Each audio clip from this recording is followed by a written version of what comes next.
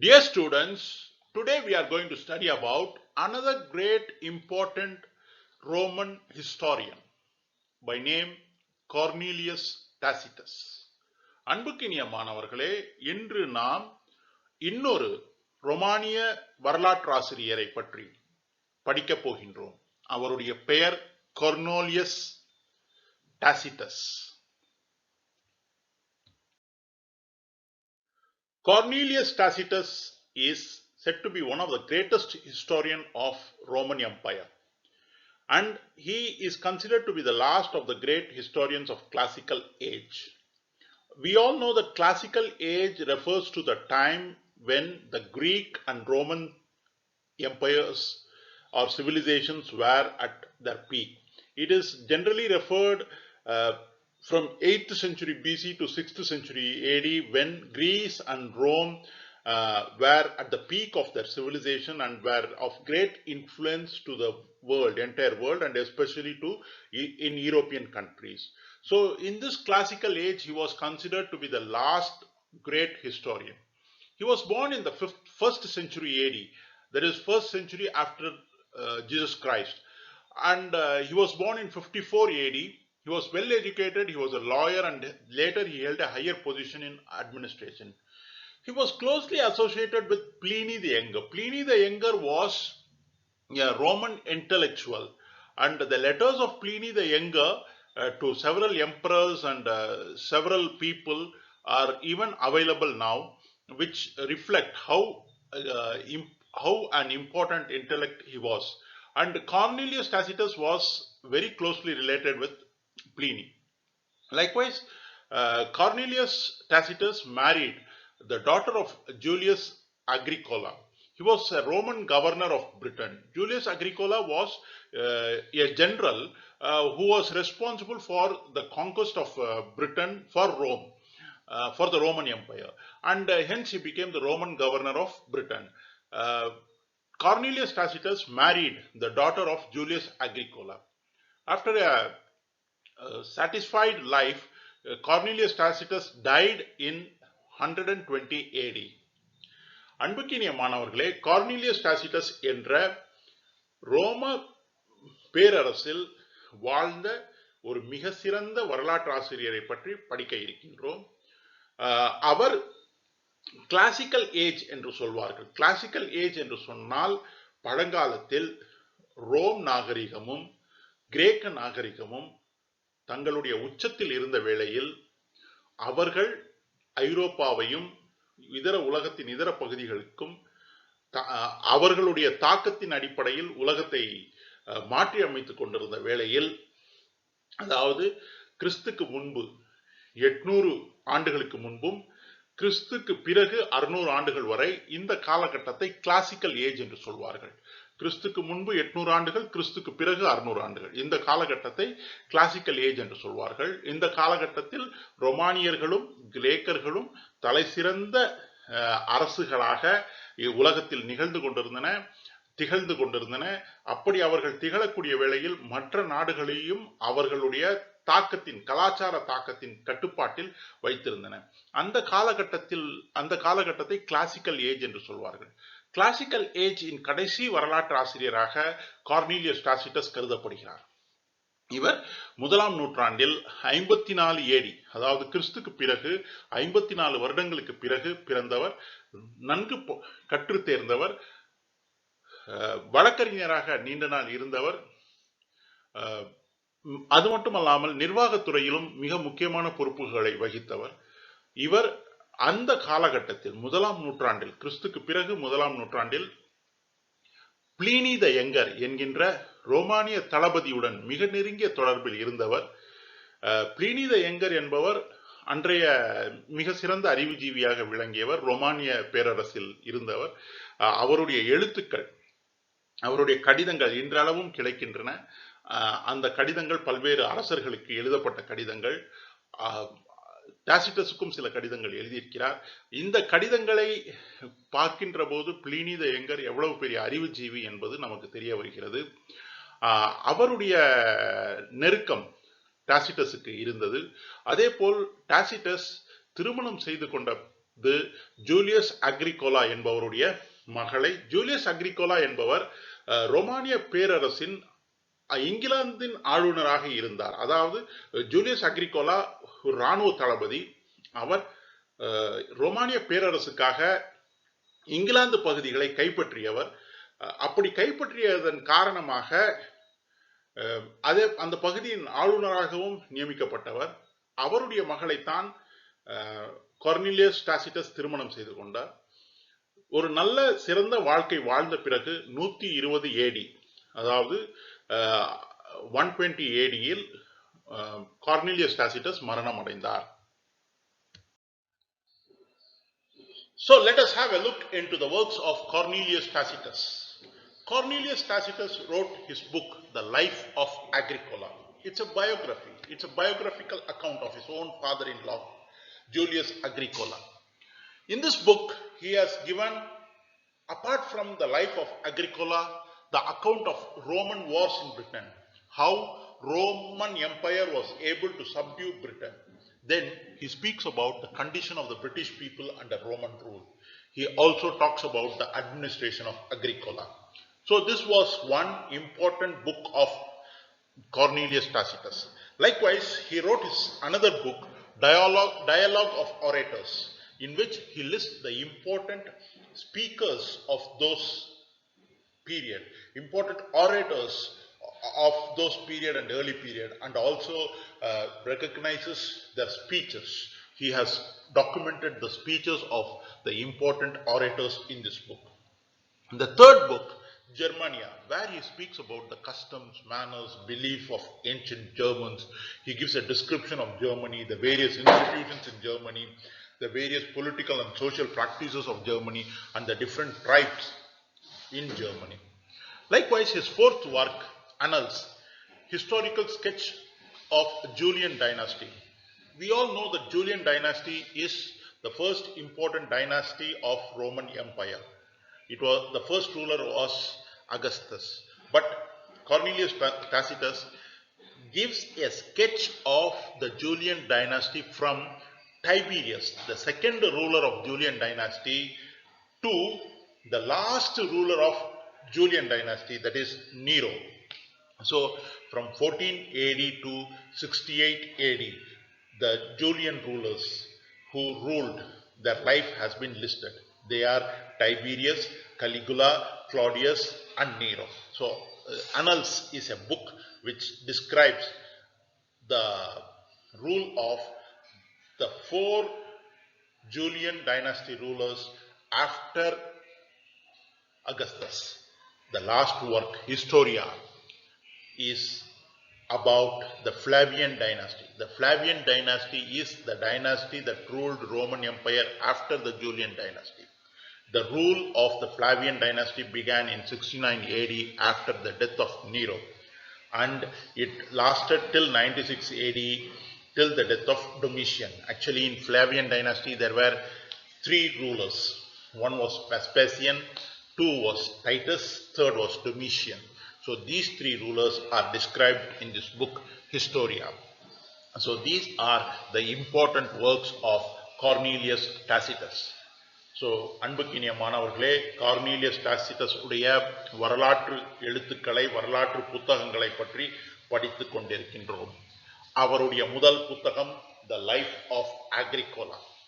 நாம் ஏற்கனவே சொன்னது போல் ஜூலியஸ் அக்ரிகோலா என்பவர் கார்னீலியஸ் டாசிட்டஸ் உடைய மாமனார்.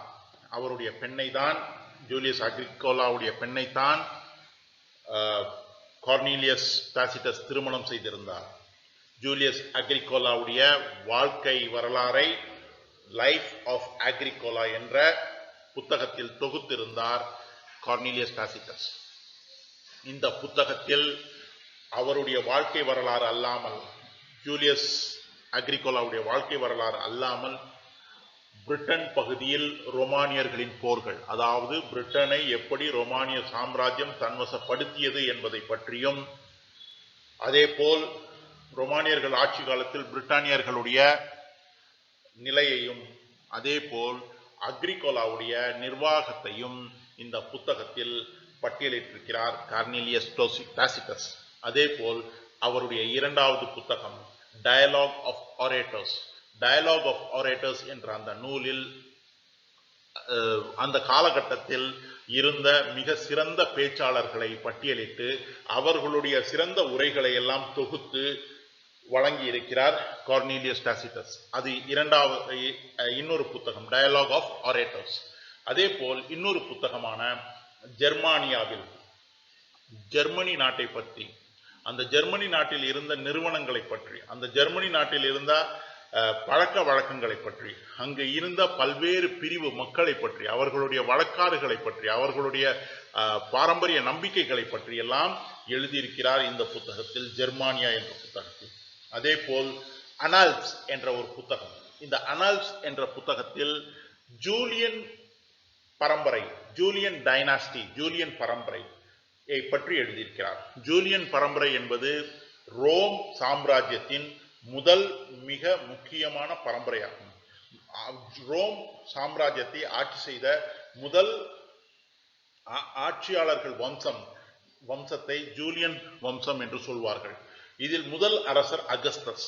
கார்னீலியஸ் டாசிட்டஸ் அகஸ்தஸை விட்டு அதற்கு பிறகு வந்த அரசர்கள் டைபீரியஸ், கலிகுலா, கிளாடியஸ், நீரோ இவர்களை பற்றி, அதாவது 14 ஏடி, முதலாம் நூற்றாண்டின் 14 ஏடி முதல் 68 ஏடி வரை ஆட்சி செய்த 4 ஜூலியன் வம்ச அரசர்களை பற்றி எழுதியிருக்கிறார். டைபீரியஸ், கலிகுலா, கிளாடியஸ் அண்ட் நீரோ. அதே போல் அவருடைய இன்னொரு புத்தகமான ஹிஸ்டோரியா, இதில் பிளாவியன் டைனாஸ்டி என்பது ரோமை ஆட்சி செய்த இரண்டாவது வம்சமாகும். அந்த வம்சம் நீரோவின் மரணத்திற்கு பிறகு, ஜூலியன் வம்சத்தின் நீரோவின் மரணத்திற்கு பிறகு வெஸ்பேசியனால் தொடங்கப்பட்டு வெஸ்பேசியன், டைட்டஸ், டொமிஷியன் ஆக 3 அரசர்கள் ஆட்சி செய்த அந்த ஆட்சியை பற்றி ஹிஸ்டோரியா என்ற புத்தகத்தில் கார்னீலியஸ் டாசிட்டஸ் எழுதியிருக்கிறார். ஆக இது கார்னீலியஸ் டாசிட்டஸ் உடைய மிக முக்கியமான நூல்களாக இருக்கின்றன. Cornelius Tacitus had high position in administration, and as a result of it, he was closely related with leading men of those days, and hence he had gathered knowledge of contemporary events. Likewise, he also studied the historical works of the period, and especially he had a thorough knowledge of the official records. He had browsed the official records. Apart from that, he had gathered information from the important historians of his time, especially from the Greek historian Plutarch. For his book Germania, he had referred to Pliny's work, History of German Wars. Apart from this, Cornelius Tacitus collected information from all possible sources. அன்புக்கினிய மாணவர்களே, கார்னீலியஸ் Tacitus தன்னுடைய எழுத்துக்களுக்கு பயன்படுத்திய ஆதாரங்கள் எங்கிருந்து கிடைத்தன என்பதை பற்றி படித்துக் கொண்டிருக்கின்றோம். அவர் ஆட்சி நிர்வாகத்தில் மிக முக்கியமான பொறுப்பை வகித்துக் கொண்டிருந்தார். அப்படி ஆட்சி பொறுப்பில் மிக முக்கியமான பொறுப்பை வகித்துக் கொண்டிருந்த காரணத்தினால் அவருக்கு அந்த காலகட்டத்தில் இருந்த சிறந்த மனிதர்களோடு, மிக முக்கியமான மனிதர்களோடு தொடர்பு இருந்தது. ஆகையினால் அவருக்கு நிகழ்கால சம்பவங்களை பற்றி தெள்ளத் தெளிவாக ஆழமான தகவல்கள் அவரிடம் இருந்தன. அது மட்டுமல்லாமல் அந்த காலகட்டத்தில் இருந்த எழுதப்பட்ட மிக முக்கியமான வரலாற்று நூல்களை பற்றி அவர் கற்று தேர்ந்திருந்தார். அதுவும் அரசு ஆவணங்களை அவர் படித்தார். அந்த அரசு ஆவணங்களில் இருந்து குறிப்புகளை எடுத்தார். அவருடைய காலகட்டத்தில் வாழ்ந்த வரலாற்று ஆசிரியர்களுடைய நூல்களை படித்தார். குறிப்பாக கிரேக்க வரலாற்று ஆசிரியரான புளூட்டார்ச் அவருடைய புத்தகங்களை பயன்படுத்தி தன்னுடைய புத்தகத்தை எழுதினார். அதே போல் ஜெர்மானியா என்ற கார்னீலியஸ் டாசிட்டஸ் உடைய புத்தகத்திற்கு பிளினி எழுதிய ஹிஸ்டரி ஆஃப் ஜெர்மன் வார்ஸ் என்ற புத்தகம் மிகவும் உறுதுணையாக இருந்தது. இது மட்டும் இல்லாமல் அனைத்து சான்றுகளையும், அவருக்கு கிடைத்த அனைத்து சான்றுகளையும் பயன்படுத்தி கார்னீலியஸ் டாசிட்டஸ் தன்னுடைய வரலாற்று நூல்களை தொகுத்திருக்கிறார்.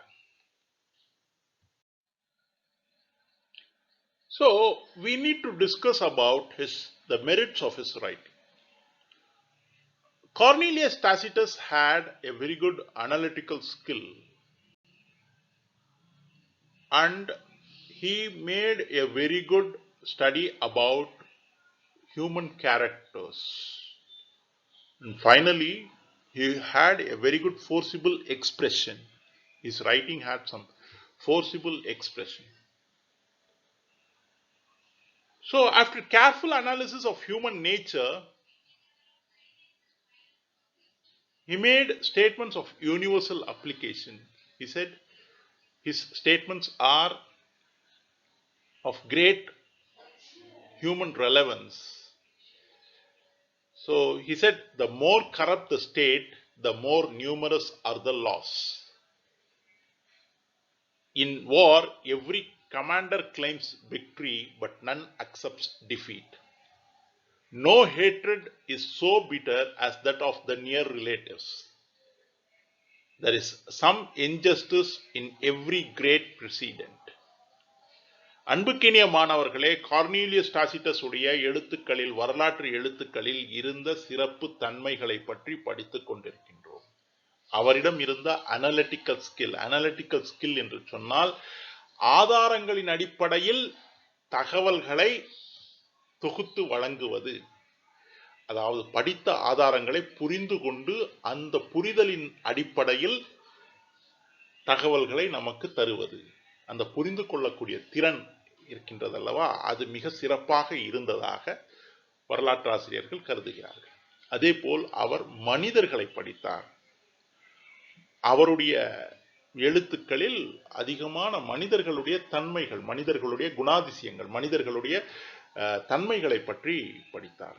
அதே போல் அவருக்கு அவருடைய எழுத்து நடை மிகவும் அழகானதாகவும் தெளிவானதாகவும், குறிப்பாக ஒரு ஆணித்தரமான எழுத்துக்களாக சொல்ல வரக்கூடிய செய்தியை மிகவும் தெளிவாகவும் உறுதித்தன்மையோடும் சொல்லப்பட்ட செய்திகளாக அவருடைய எழுத்துக்கள் இருந்தன.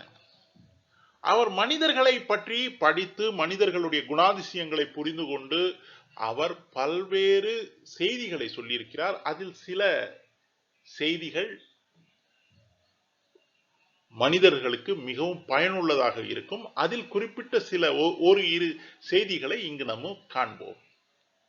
அவர் ஒரு செய்தி சொல்கிறார், the more corrupt the state, the more numerous are the laws. அப்படி என்று சொன்னால், ஒரு அரசு எவ்வளவுக்கு அதிகமாக ஊழல் அரசாக இருக்கிறதோ அந்த அளவுக்கு அந்த அரசின் கீழ் சட்டங்கள் அதிகமாக இருக்கும். அதாவது ஒரு அரசின் கீழ், ஒரு ஆட்சியாளரின் கீழ் சட்டங்கள் அதிகமாக இருக்குமே ஆனால் அந்த அரசு ஊழல் அரசாக இருக்கும்.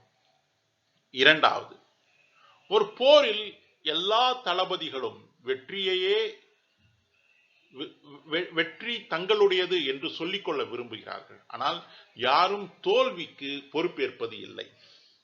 ஒரு போரில் வெற்றி கிட்டியவுடன் அதற்கு தான் பொறுப்பாளி என்று சொல்லுவதற்கு அனைவரும் தயாராக இருக்கிறார்கள். ஆனால் ஒரு தோல்வியை ஏற்றுக்கொள்ளக்கூடிய மனப்பக்குவம் போர் தளபதிகளிடம் இருப்பதில்லை. No hatred is so bitter as that of the near relatives. வெறுப்புத்தன்மை என்பது கசப்பானது. மக்களிடையே இருக்கக்கூடிய வெறுப்புத்தன்மை மிகவும் கசப்பானது. ஆனால் இந்த கசப்புத்தன்மை மிகவும் கூடுதலாக எப்பொழுது இருக்கிறது என்று சொன்னால், அந்த வெறுப்புத்தன்மை நமக்கு மிகவும் நெருங்கிய உறவினர்களிடமும் நண்பர்களிடமும் இருக்கும்போதுதான். அதே போல் கடந்த காலங்களில் நடந்த நிகழ்வுகள் அனைத்திலும் ஒரு அநீதி இழைக்கப்பட்டிருப்பதை நம்மால் உணர முடியும் என்று பல்வேறு செய்திகளை மனித தன்மையின் அடிப்படையில் மனிதர்களின் தன்மையை பற்றி அவர் நமக்கு விளக்குகின்றார். His writing, the writing of Cornelius Tacitus, the way of his expression was simply superb. And moreover, it had a lot of details, a variety of details. Likewise, Cornelius Tacitus was, and his writing was, an initiative in social history. He had discussed about the conditions of people. He had discussed about the condition of the British in the life of Agricola. And likewise, he had discussed about Germany and the condition of Germany, the people of Germany. It was he who introduced to the world the different tribes of Germany.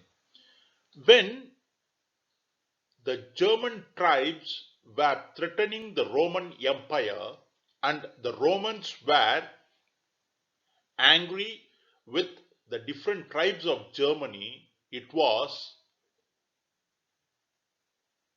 Cornelius Tacitus who held that they are fighting for liberty. They are fighting for their survival against the Roman Empire, and hence he stressed the significance and importance of value of liberty. So he was a person who initiated social history. Likewise, his works, Annals and Historia, are important source materials for the administration of Romans. He was a philosophical historian, and as a philosophical historian, he felt that history had a purpose. History had a purpose to teach values to the humanity for posterity. So the lessons of history are useful to humanity forever, and that was his philosophy.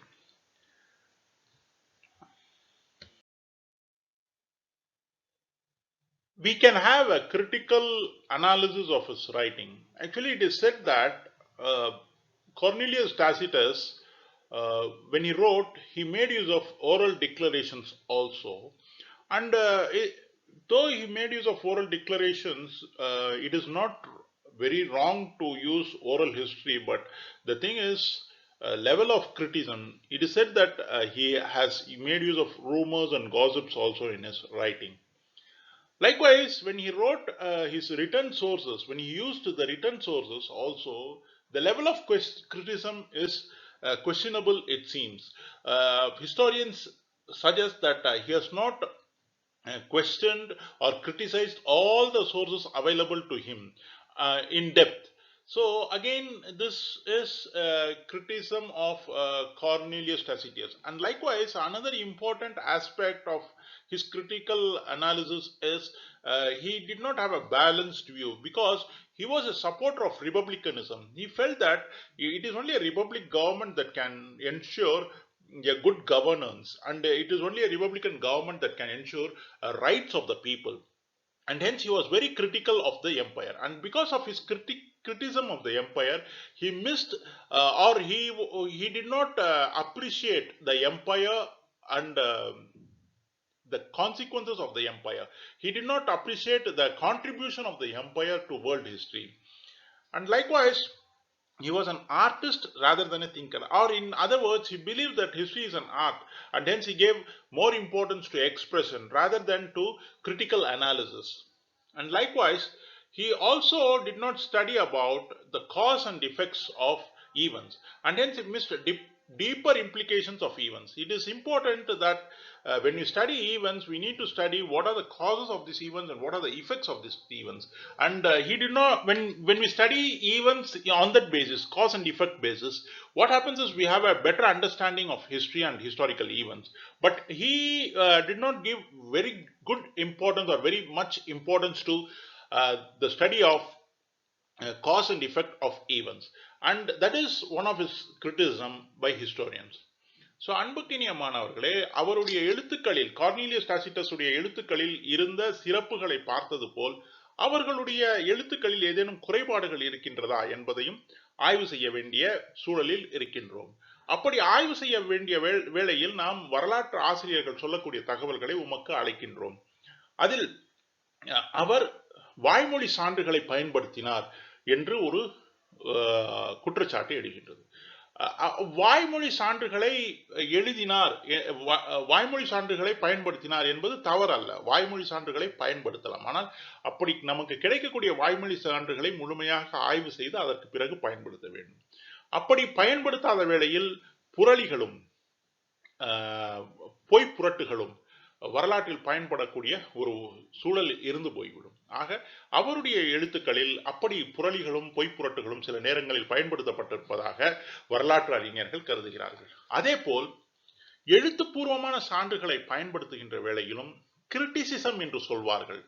Criticism என்று சொன்னால் அந்த சான்றுகளை நாம் எந்த அளவுக்கு ஆய்வு செய்கிறோம், அந்த சான்றுகளை நாம் கேள்வி கேட்கின்றோமா, அந்த சான்றுகளில் வருகின்ற தகவல் உண்மைதானா என்பதை ஆய்வு செய்கிறோமா, அந்த சான்றுகளின் வரக்கூடிய தகவல்களை நாம் அப்படியே ஏற்றுக்கொள்ள முடியுமா என்ற கேள்வியை எழுப்பி அதில் அந்த சான்று நமக்கு அளிக்கக்கூடிய செய்தியிலும் அந்த சான்றிலும் நாம் அதன் உண்மைத்தன்மை உணர வேண்டிய அவசியம் இருக்கிறது. அதாவது நமக்கு ஒரு சான்று கிடைக்கிறது என்று சொன்னால் நாம் அதை இரண்டு வழிகளில் ஆய்வு செய்ய வேண்டும். முதலில் அந்த சான்று சரியானதுதானா என்பது, இரண்டாவது அந்த சான்றில் இருக்கக்கூடிய தகவல் சரியானதுதானா என்பது. அதாவது நமக்கு கிடைத்திருக்கக்கூடிய சான்று உரிய நபரிடம் இருந்து அது உரிய நபருடையதுதானா என்ற ஒரு விஷயம். இரண்டாவது அதில் வரக்கூடிய தகவல். இந்த இரண்டு விஷயங்களையும் ஆய்வு செய்துவிட்டு தான் நாம் அந்த தகவலை ஏற்றுக்கொள்ள வேண்டும். ஆக சான்றுகளை சரிபார்ப்பது என்பது ஒரு கலை, சான்றுகளை சரிபார்ப்பது என்பது ஒரு மிகப்பெரிய அறிவியல். ஆனால் இந்த கலையை, இந்த அறிவியலை போதிய அளவு கார்னீலியஸ் டாசிட்டஸ் பயன்படுத்தவில்லை என்பது ஒரு குற்றச்சாட்டாக இருக்கிறது. அதே போல் கார்னீலியஸ் டாசிட்டஸ் குடியரசை மிகவும் விரும்பினார், பேரரசை குறை கண்டார். அதாவது நாம் ஏற்கனவே ரோம் பேரரசை பற்றி சொல்லுகின்ற வேளையில் ரோம் பேரரசு என்பது முதலில் ஒரு நகரமாக உருவாகி அதுக்கப்புறம் பிறகு ஒரு குடியரசாக இருந்து அதற்கு பிறகு அது அங்கு பேரரசு உருவானதாக சொன்னோம்.